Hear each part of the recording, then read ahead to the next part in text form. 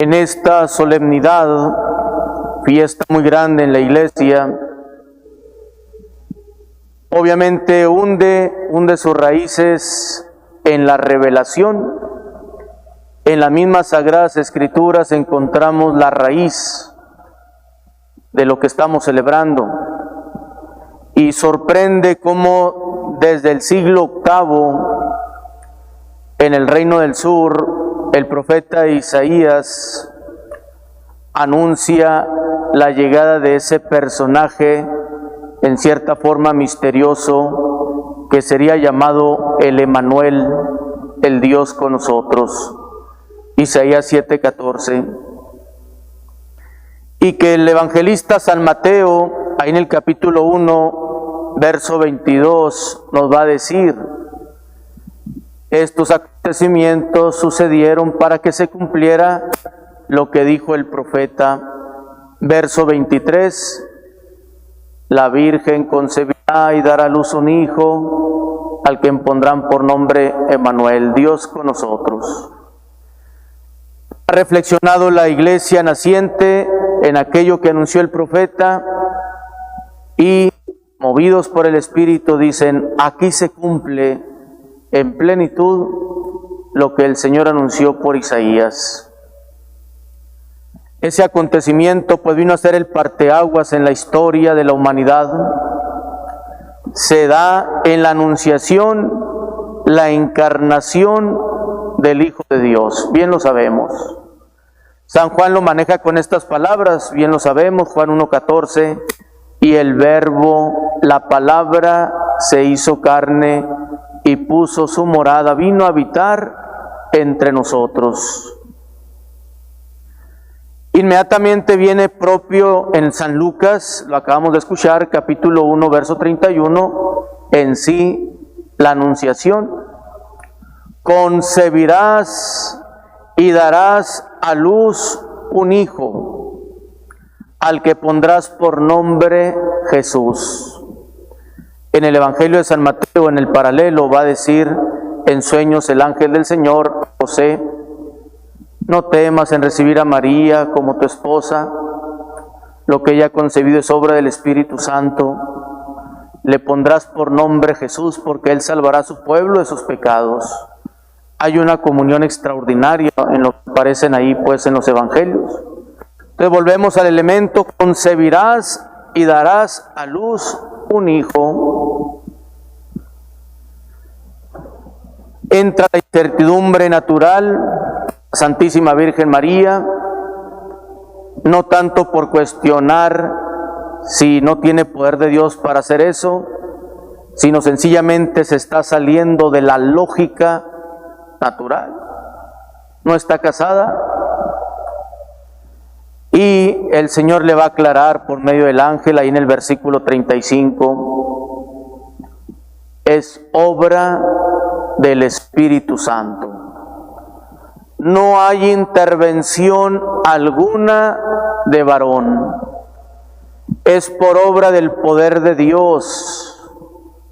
El mismo ángel le anuncia a San José lo que acabamos de decir precisamente. Es obra del Espíritu Santo. No temas en recibir a María como tu esposa. La vocación pues de la Santísima Virgen María concuerda, se hila perfectamente con las grandes vocaciones desde el Antiguo Testamento, la elección que Dios ha tenido por aquellos que llamó para ser colaboradores en su obra de salvación. Pero ninguna de las vocaciones del Antiguo Testamento se compara con la vocación de la Santísima Virgen María. Es sorprendente la fe de Abraham: deja tu casa, tu patria, tu parentela. Génesis 1, capítulo 12, verso 1 en adelante. Como fue la vocación del mismo Moisés para liberar al pueblo de Israel, ahí en Éxodo 3 en adelante. O como fue la vocación de Samuel, o del profeta Elías, o de Eliseo y los demás profetas. Pero que el Señor pareciera que detiene el tiempo y dice: voy a enviar a mi Hijo a la humanidad. el que ha existido desde toda la eternidad junto con el Padre y junto con el Espíritu Santo, viene a asumir nuestra condición humana, nuestra naturaleza humana. Y el Señor se vale de esa jovencita de Nazaret, en el que ha puesto su mirada, la que eligió que fuera inmaculada, sin mancha, sin pecado, desde el momento de su concepción, porque ella sería el primer sagrario de la humanidad.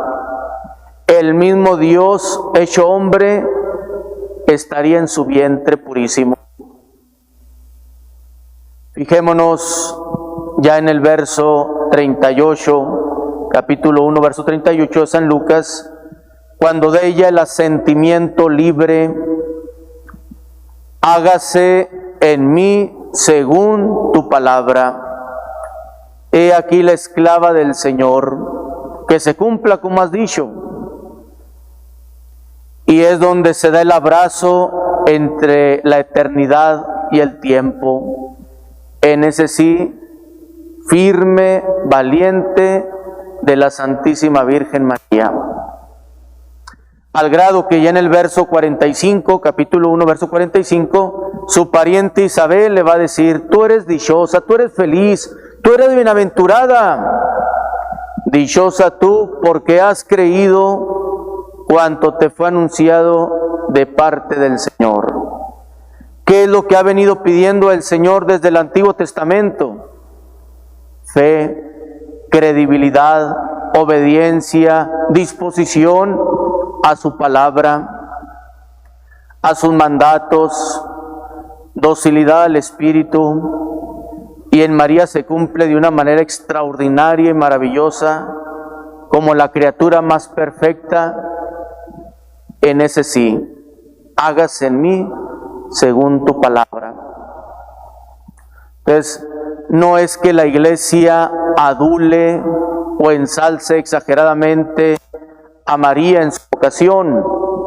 Es el mismo Señor, es la misma Escritura quien ha plasmado su grandeza.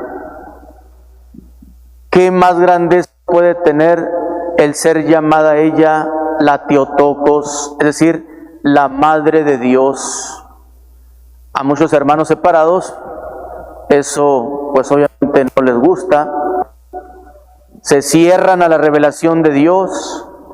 Cristo no empezó a ser Dios después de que nació. Dice la Escritura: será llamado Hijo del Altísimo. Ahí en San Lucas precisamente también 1:32. Será llamado Hijo del Altísimo.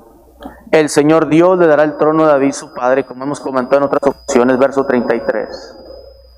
De detenernos a contemplar esta figura tierna, pero firme y fiel a los ojos de nuestro Padre Dios, nos invita a responder también desde ese sí. Toda auténtica devoción a la Santísima Virgen María es asimilar lo que a ella lo caracterizó, lo que a ella la hizo ser bella, grande a los ojos del Señor. Nuestra devoción a la Virgen Santísima es como una exhortación que viene del mismo Dios, el no ignorarla, el no despreciarla o el pretender relegarla. Al contrario, con más razón, ¿por qué no agradecerle? Madre Santísima, gracias por decir sí al Señor, porque por medio de ese sí ha venido a nosotros el Redentor, el Salvador, el que daría la vida por nosotros.